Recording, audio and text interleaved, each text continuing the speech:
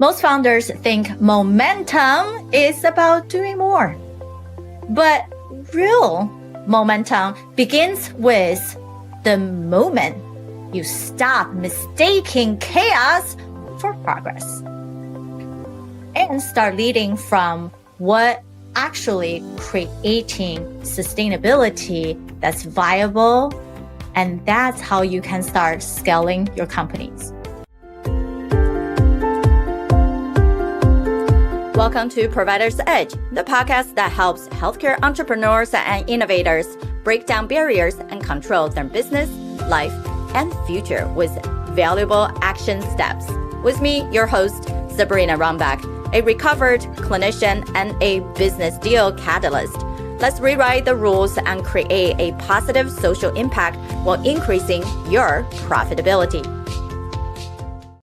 So today we wanted to discuss what are some of the patterns we keep hearing from all of our clients, from probably you start doing all your sales calls, start hearing the same pattern. What does that really break down into and translate it into the things that we can actually help them to move forward instead of becoming this objection that we don't know what to do with? At the end of the day, it's about turning the startup whirlwind into sustainable wins. All right. So excited for some of our amazing advisors here with us. Lorca, how are you? And Shauna, we would love for you to quickly introduce yourself. I'm Lorca Smetana, and I am doing resilient leadership development. Yes, I'm Shauna Smith, and I help build aligned teams. Sabrina Runbeck here is about turning your vision into a reality that is matching your resources. All right. So Shauna, tell us, what is one of the pattern you've been seeing lately? So one of the things that I see a lot, especially in my work, which is dealing with alignment and clarity and high level vision and strategy, is this chronic busyness as a protective mechanism against the real growth risk that they're experiencing. So this looks like overscheduling themselves, especially not honoring their time. So their calls are going over the time that they've allotted for them. They're over delivering. They're chasing visibility. Where else do they need to show up to be seen? Maybe if they meet a new person, the next new person might be that huge breakthrough. These are all actually avoidance patterns, and it shows up a lot on our calendars when we're trying to help people with like their rescheduling. They keep canceling. They get sick. They need, it's not the right time. They have to take care of these other things first. They just have so much going on that they don't have the time to stop and to really get clear. And so it's important to remember that this pattern happens when you're still focused on their brain and what they're thinking and what's going on in their mind, instead of helping them and connecting into their body.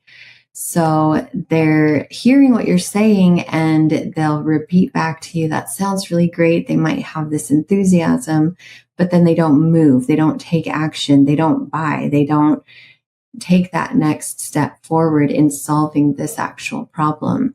And so in this circumstance, it's important to know that you're speaking to the logic while the nervous system is screaming, not yet. We can't move forward in that direction. That's not safe. So deeper down, there's an alignment issue between what they say that they want and whether or not that's a safe reality for them. And so while they might look like they have it all together, they might look like they have a lot of traction, they're busy, they're growing, they have all these people they need to talk to, all these meetings that they're in.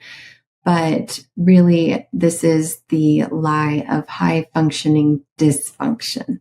And that is the road to burnout. And if you're really wanting to get underneath this issue and connect to help these founders really focus in on the important issue in front of them, you need to call it out. You need to just be that voice of guidance and reminder, is it possible that there's a deeper issue here that you're avoiding, and really speak to maybe more of what their body and their nervous system is experiencing. How much longer do you think you can run at the pace that you're at? What are your solutions that you're looking towards? What projects are on your schedule that are helping you get out of this reactive state that you're in, right? Like try to find that source of how are they planning to get out of this pattern? Because this high functioning dysfunction, we know, especially in the healthcare space, it leads to health problems. It leads to your body collapsing. That's why they're getting sick before your calls and things like that. So what are you doing to build actual traction and get out of the chaos? Yeah, we definitely seen that, as many of us are very known to attend events. New York Tech Week, Chicago, Dallas, San Francisco, Vegas. There seems to be, if you want to go somewhere, there's always an event every month, every week. And the traction of these events is, wow, I'm meeting so many people. And what I also seen is people play the numbers game of volume, and they think higher volume is going to get them somewhere, instead of the quality of conversation is going to make a difference. And to figure out the quality of conversation, I was just on a women VC panel yesterday talking about this, is that you have to find the people who have these high quality connections so they can filter things out for you, and you talk to the right people and share the right message for that conversion to happen. And yes, it might seem to be a little bit more work up front, but then you're helping the true alignment of always being busy, of doing all those things. You're never home. And that's where our body, our physical body start getting into that turmoil, right? And so that busyness of like, yay, this is exciting. Yeah, I'm meeting all these people, having all this conversation. People are really interested in me. If those interests does not convert into, let's have a conversation about signing that contract, then interest is not a true partnership. And they're just being polite most of the time. And so how do we think about those things and having a preemptive mantra, right, for ourselves, and to shift those belief systems and reformatting of seeing a safe play to finding out the root cause instead of the surface. Let me just be busy so that I am so chaotic inside, but then we're hiding what other people couldn't see, right? And we're almost like distracting them from what else is going on that causing us to constantly be in the motion and instead of result driven. Lorca, what's your take on this? Yeah, this is something that I think it's really useful to look at yourself with compassion as a leader on this, and just to recognize that, one, you're not alone. Two, that this is painful and you're not weird for struggling. And that three, that we are simultaneously being trained for this, and that it is reflexive, that it's reactive, and that it actually takes conscious and intentional effort to build in ourselves that capacity to be to slow down when we need to recover when we need to rest, and to have the spaciousness to make decisions that are really have a lot of wisdom in them. Even if it's possible to make wise decisions that happen at high speed, but you have to build the skills and the capacity for it. You have to design for it. So well said. All right. So let's, I'll give an example. One of the patterns I hear is that, oh, let me just fix this on my own. Let me get to some of the foundation stuff before you can take us to the next level. And that waiting game, right? Before the right moment, I think all of us all have heard from client or someone telling us, let's just wait at some point. Right. And then I would love for everyone to have like a little reality check. Have you ever said that to someone? Like, I'm just going to wait. And what they're actually not saying is that I'm waiting because I don't want you to see the mess that I'm making. Oh, you're showing me a whole game plan. Oh, that makes so much sense. But oh, yeah, I see all my holes now. So I kind of don't want you to see all the holes. So they're not thinking about, oh, actually, I want you to plug the holes. I don't want to be in that scale of like always tumbling, right? So I'm saying it's like people, you're trying to run when you can barely walk.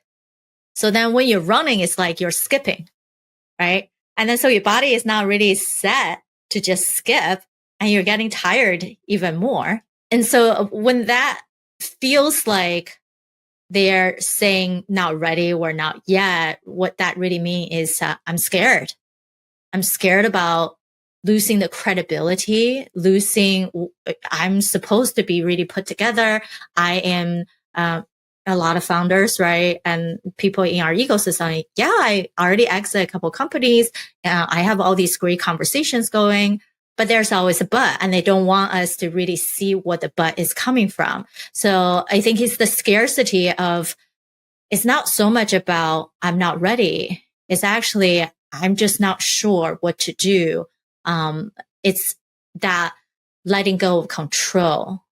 Or it's like trying to fix the foundation without the true external mirroring of what that model looks like while you're living in it, right? So some perhaps reframing from this is, instead of feeling like you're giving them the whole solution, they're probably not ready for that yet.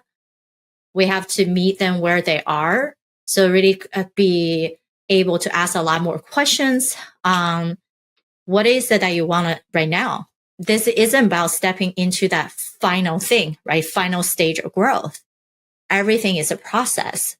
So it's about getting the place where you can just stop and build it right. And doesn't feel like, oh, every quarter I needed to scrap my plan and rebuild it. Right. And then then it doesn't feel burden anymore. Right. You feel smoother. It's not waiting for the readiness. It's whatever resource you have right now. How about we make that easy for you? And how can we meet you at where you are? And so everybody is talking the same way. We're not asking 10 different questions, really trying to solve one problem. We're actually all talking together and not in the silo. So I'm curious, Shauna, what's your take on the pattern of, let me just wait a while. Let me fix this before I get help? Well, I have to admit, I'm super guilty of this one. So I know that like being on both sides of it, because I see other people do it. And when I'm doing it, part of that is you might know the steps that need to happen to get to that place where, oh, if I just organize this better, then I can turn it over to someone. Right. And part of that really comes back to a core wounding that most visionaries have, which is this fear of being misunderstood. You've been misunderstood pretty much your whole life because you've always thought outside of the box. That's why you're creating something nobody else has. And so in these moments, you're like, oh no, I have to have such clear instructions if I'm going to hand this mess over. So it is a little bit of trust, and it is definitely control and perfectionism to say, you know what, sometimes the other person has the better vantage point because that's their zone of genius and you have to trust and hand it over. Yeah, Lorca, what do you think about this? I was thinking about how it could be really interesting at this, once you recognize the pattern, even before, actually preemptively, you could do this and consult the project as if it were a person, like someone who is just growing, and just ask the project, like, what would you really love right now? Right? Where would you love support? Do you want do you want to wait and have help later? And I think that voice of waiting is coming from inside us, right? Inside the founder, inside the human that we are. But if we consult, if we say, okay, what would the project love right now? How would it get to develop beautifully and fast? And the project doesn't mind being messy. That's us. And so I think, and recognizing that we're in service of helping this thing shine and letting the needs of the project in the same way that we might let the needs of a child or the needs of a garden be a louder voice than our own. Yeah. And I think one of the mantra that we wanted to say is you don't need more time. You need a container that's strong enough to hold your vision and hold you accountable without feeling the shame. And that's truly what we're here for as advisor boards who are at every single step. So then we can help you to find a blind spot and fill it without feeling like, oh, you're seeing this other side of me. There's so many different dimensions of us. And then we should honor those dimensions and not to feel like we have to already know it all. And if we already know it all, I'm sure all the business can be built successfully without seeing the typical only 10% survive the first year, right? So it's not like we're trying to be saints here. We're trying to stay in the connection of when we're thinking about this ecosystem, right? We always talk about what sustainability means. So you have to have your core ecosystem of your business, but then we also wanted to make sure you have your personal ecosystem, right? Those people who support you every day at home, your sleep pattern, your own doctors, your own wellness coach, right? I go to infrared sauna to work out. And then your family's ecosystem, right? Their dreams, besides this legacy you're building, how are they cohesively supporting? And for most of you, probably you're like, I'll wait on the family, right? Another waiting game. And then you have your other mentor ecosystem, right? Like people like us, people who are already on your board. And then lastly is, but not least, your partnership ecosystem. How are those other people who believe in what you're doing and can come together and do something more amazing together, right? So it's not so much a fractionalized, oh, I can't, don't spill the dirty water outside, right? Some culture-wise, the same thing is that you keep whatever you have going on inside your home roof. It doesn't have to be that way. All right, Lorca, what's one of the patterns you've been seeing? There's one that really shows up for me and that intrigues me a lot, which is that, a lot of us going through projects like this and in cultures and corporate cultures like this, that there is a really strong impression that this is a not only high speed and very full, because as Shauna was talking about, but that there's a lot of really quick turnaround and there's a lot of emergencies. And that it's a constant effort to meet the next emergency, to predict the next emergency, to be prepped and ready all the time before it arrives. And I like to propose that it's possible that this is actually not true. And one of the reasons I think it might not be true is that, yes, there is urgency and things are moving very quickly. But I also think that in a very large number of us, that we have been internally have a nervous system that's trained to thrive in the face of emergency. That emergency gives us a sense of meaningfulness, that it gives us a sense of gratification because we're the solvers. It makes us feel that we must be really effective if we can handle things and solve them on the fly. And yet I also believe that we are powerful enough people and personalities that we can actually start to design them in and generate, be emergency generators. That we can surround ourselves with people who foster more emergencies, right? They could be amazing in one thing, but they thrive on drama, perhaps. Or they are brilliant, but they wait till the last minute. And so we are then at that point actually designing in a culture of emergency. And this is true for large emergencies. It's also true for little emergencies, but little emergencies cost. And so starting to get first really curious about, like, is this me, right? If this were true with me, what would be the evidence that exists for that, right?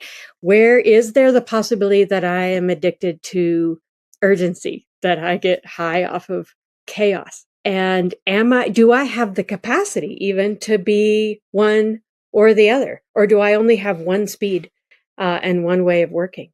So when I run into people who are delaying or postponing, or I really like to listen to what is showing up when they talk about why they can't do the next thing.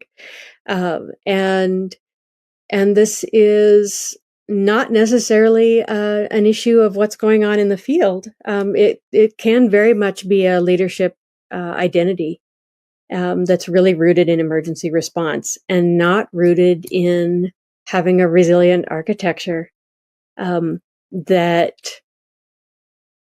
we have the capacity to start building within ourselves at any one point, right? It's not an instant thing because our nervous system is hijacking the process, and it drags us right back into this beautiful burn, the fire that's burning, that's so beautiful, it's so exciting.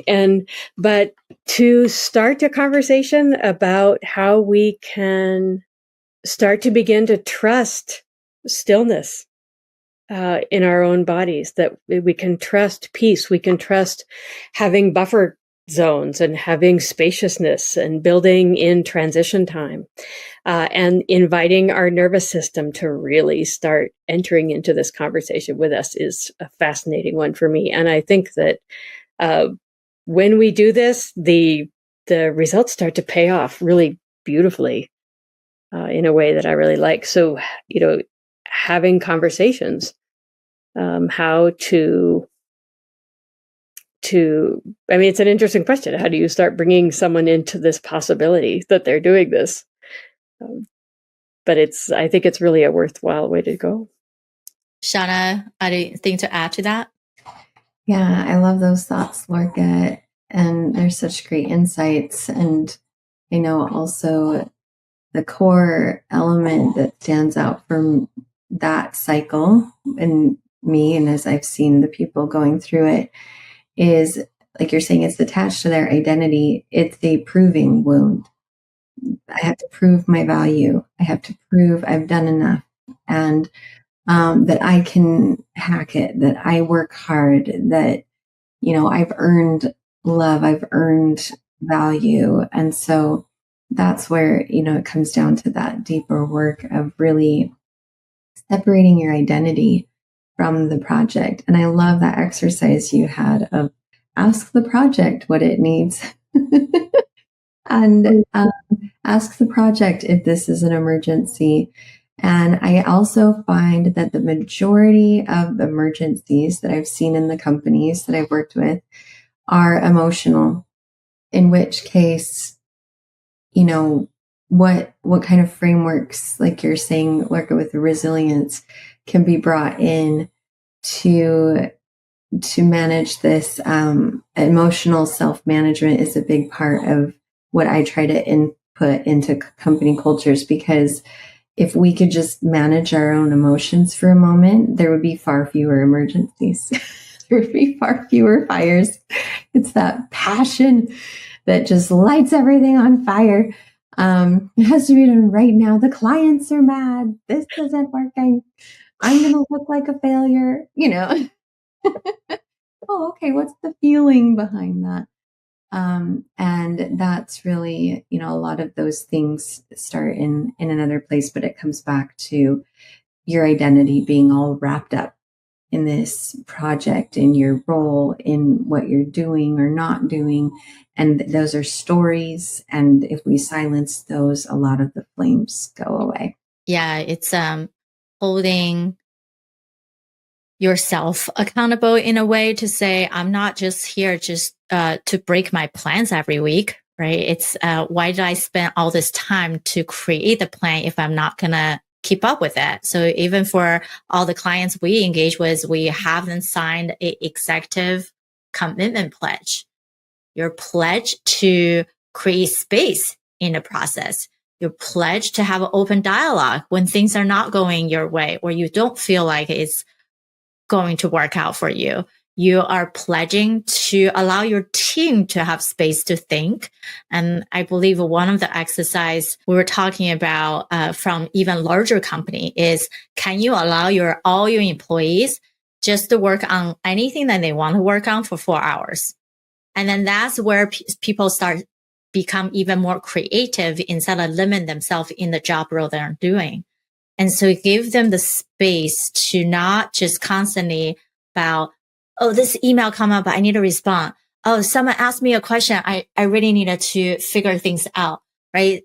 Then doesn't matter you use the time block strategy. If you're not getting to that time block to do the things you have to do, and because the excuse is, I have this other deadline. I have another fire I need to put out.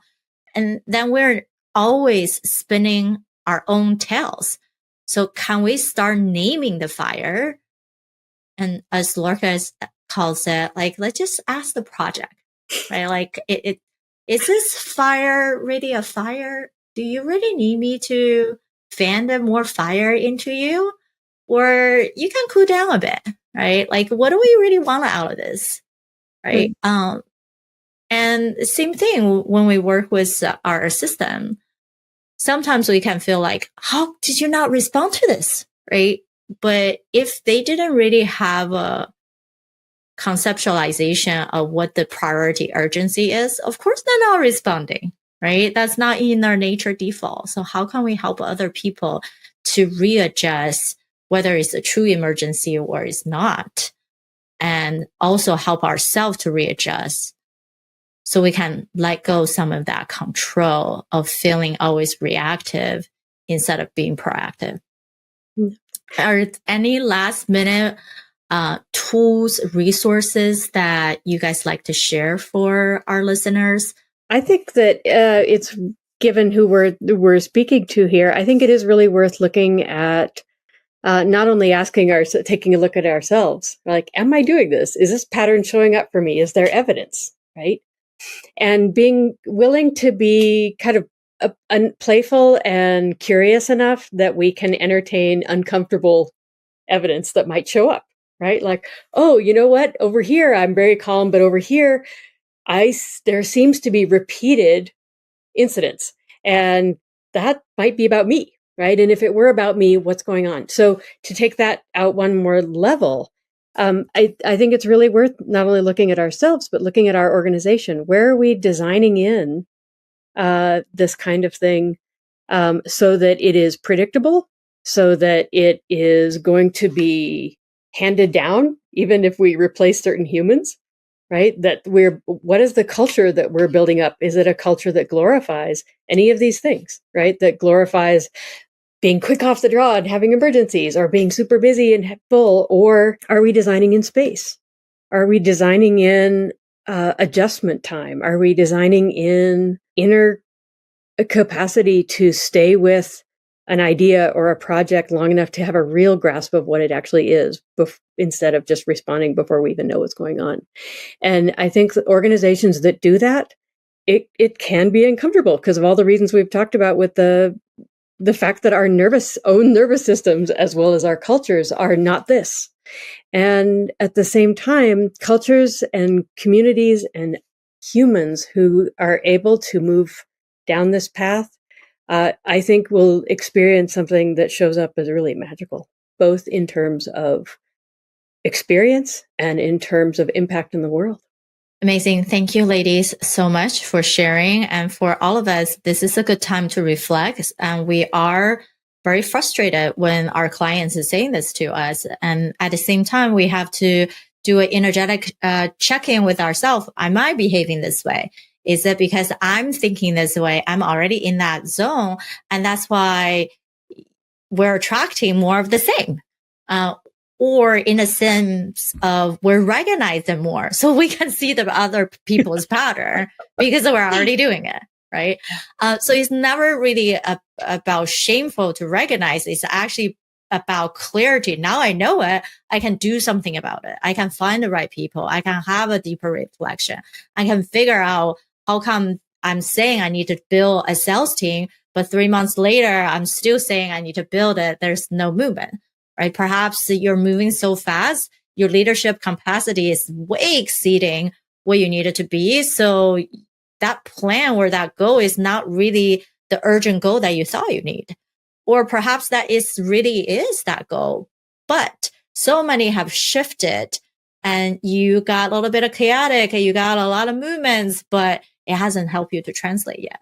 So how can we come back to that more equilibrium of self to get you back to less just always on? And when you're always on, you tend to get more sick. And when you tend to get more sick, you're not enjoying it, right? The lights are dimmer instead of we really wanted to drive us the heat of the, what we call like we only want to work in with the blazing hot people, right? That we're just so excited about. So how can we continue to stay up in that fire and the drive without feeling the burn is actually, pulling the rug underneath our own feet? All right. We appreciate everyone who's listening in. Love to hear from your perspective wherever you're watching this, listening. Comment below. Let us hear from you. Or you rather wanted to have a private call, go to postpointpass.com/chat. Let's see how we can rapidly scale your success. Until next time. Bye, guys. Thank you for tuning in to Provider's Edge podcast. We hope you enjoy our latest episode and found the insights and tips helpful. We'd love to hear your feedback on the show and learn what topics you'd like us to cover in the future. So please take a moment to leave us a review on your favorite podcast platform and let us know what you think. Your feedback is essential to help us improve the show and provide you with the content you need to take your healthcare business to the next level. Thank you for your support, and we look forward to hearing from you soon.